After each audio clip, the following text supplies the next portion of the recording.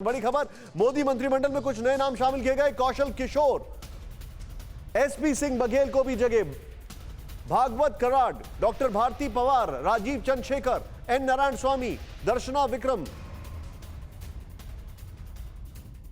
ये वो नए चेहरे हैं जिनका नाम सामने आ रहा है। मैं सीधे चलूंगा यहां पर। सबसे पहले अमोद जी से एक रिएक्शन लेने जाऊंगा। अमोद जी, अभी जो नाम सामने आ रहे हैं, मैं ये जानना चाह रहा हूं कि जो सिलेक्शन क्राइटेरिया है उसमें किन किन चीजों का ख्याल रखा जा रहा है?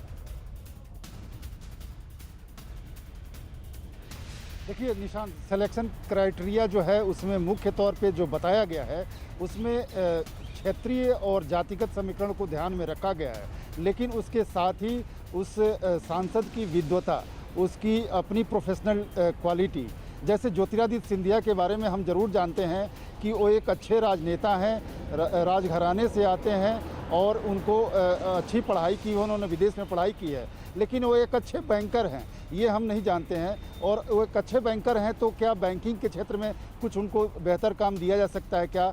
इसी तरह से और भी जितने भी इसमें सिलेक्शन हुए हैं उसमें हर व्यक्ति से उसका अपना कुछ स्पेसिफिकेशन मांगा गया था और उसकी जानकारी मांगी गई थी, फिर उसको क्रॉस चेक भी किया गया था और उसको उस आधार पर सिलेक्शन में एक भूमिका निभाई गई थी। लेकिन महत्वपूर्ण बात यह है कि क्षेत्रीय आधार पर अगर बात करें तो इसमें SC, ST, OBC सबका इक्वल रिप्रेजेंटेशन दिखता है। साथ ही महिला को भी अपॉर्चुनिटी मिले और कैबिनेट यंग दिखे।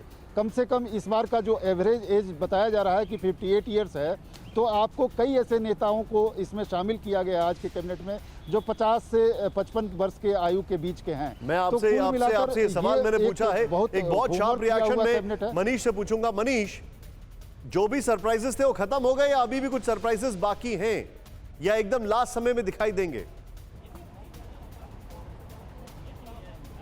देखिए, मोटे तौर पे अब सरप्राइजेस तो आपको नहीं मिलेंगे, क्योंकि जिनको मंत्री बनना था वो प्रधानमंत्री के आवास में आए। प्रधानमंत्री ने उन्हें मुलाकात करने के बाद बताया कि उनको क्या करना है और क्या क्या नहीं करना है, ये सब बातें बताई। तो मुझे लगता है कि 99.99 नहीं बल्कि 100% अब ये तय हो गया कि बनने वाला कौन है। हाँ, सरप्राइज नाम एक अगर मैं आपको कहूँ तो जैसे पिछले 2019 में डॉक्टर एस जयशंकर दिखे थे, वैसे ही राजीव चंद्रशेखर दिखे थे। जब उनकी गाड़ी बहुत ही लग्जरियस गाड़ी लेक्सस यहाँ से बाहर निकली थी तो तब पहली बार हमें लगा कि अच्छा ये भी मंत्री बनने वाले हैं। तो राजीव चंद्रशेखर एक सरप्राइज नाम था मेरे लिए। अच्छा देखिए, मैं खुद एक सरप्राइज बताई है आपको। मेरा एक एलिमेंट ऑफ सरप्राइज वाला सवाल है, और ये अब देखिए, अब एलिमेंट ऑफ सरप्राइज ये नहीं है कि कौन मंत्री बन रहा है, बल्कि एलिमेंट ऑफ सरप्राइज ये है कि किसको कौन सा कैबिनेट में पोजीशन मिलेगी।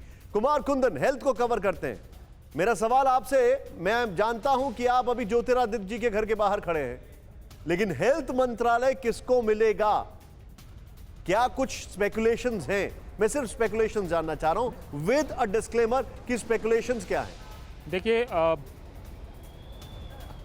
देखिए सर्बानंद सोनोवाल का नाम जो है मुखरता से सामने आ रहा है। बताया जा रहा है कि असम में हेल्थ के क्षेत्र में उन्होंने काम भी किया है और उम्मीद ये जताई जा रही है कि देश के अगले स्वास्थ्य मंत्री सर्बानंद सोनोवाल हो सकते हैं। हालांकि मैं फिर कह रहा हूं ये स्पेकुलेशन है, लेकिन इतना जरूर है कि जिन लोगों से मेरी बात हुई है उन लोगों का कहना है कि उन लोगों का कहना है कि बतौर स्वास्थ्य मंत्री सर्बानंद सोनोवाल जो है वो केंद्रीय स्वास्थ्य मंत्री हो सकते हैं। MOS स्वास्थ्य कौन होगा ये कहना मुश्किल है। पिछली बार अनुप्रिया पटेल थी तो संभव है कि दोबारा से उनको ये मंत्रालय दिया जाए। संभव है कि उनको पिछली बार के कामकाज का ज्योतिरादित्य सिंधिया को क्या मंत्रालय मिल सकता है, क्या स्पेकुलेशन है? मैं बार बार स्पेकुलेशन शब्द का इस्तेमाल कर रहा हूं।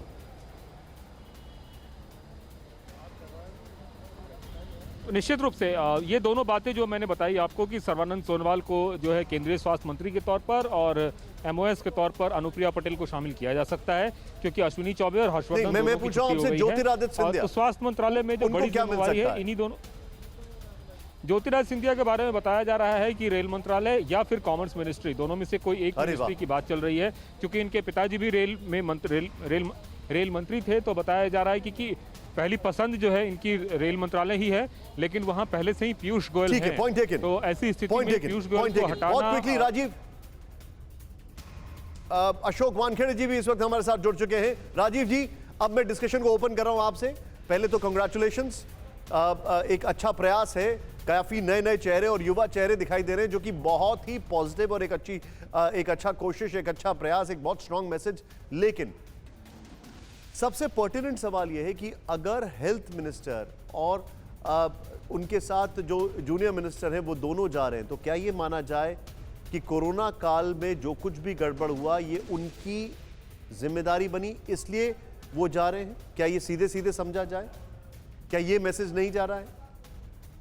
निशान जी, हम जब राजनीतिक पार्टी के प्रवक्ता के तौर पे बैठते हैं तो आप बड़ी उम्मीद लगाते हैं कि आज कौन कौन सी बात हम रखने वाले हैं, लेकिन आप विश्वास कीजिए पहली बार ऐसा है कि जब हम आपके टीवी के माध्यम से अपने मंत्रिमंडल को देख पा रहे हैं, आपके चैनल के माध्यम से लोगों का एक एक का प्रोफाइल देख पा रहे हैं कि कौन किस किस बैकग्राउंड से आता है, कितने IAS ऑफिसर हैं, कितने डॉक्टर्स हैं, और आप भी के चैनल के माध्यम से ये भी बताया जा रहा है किसकी कौन कितना सक्षम है और कौन और इससे बेहतर हो सकता है। हमने की गलती फिर एक बार, कोरोना ने किया दोबारा प्रहार। मास्क, 2 गज दूरी, करें अपनी सुरक्षा खुद। कोरोना टीका हम सबको लगाना है, मिलकर साथ समझदारी से कोरोना को हराना है।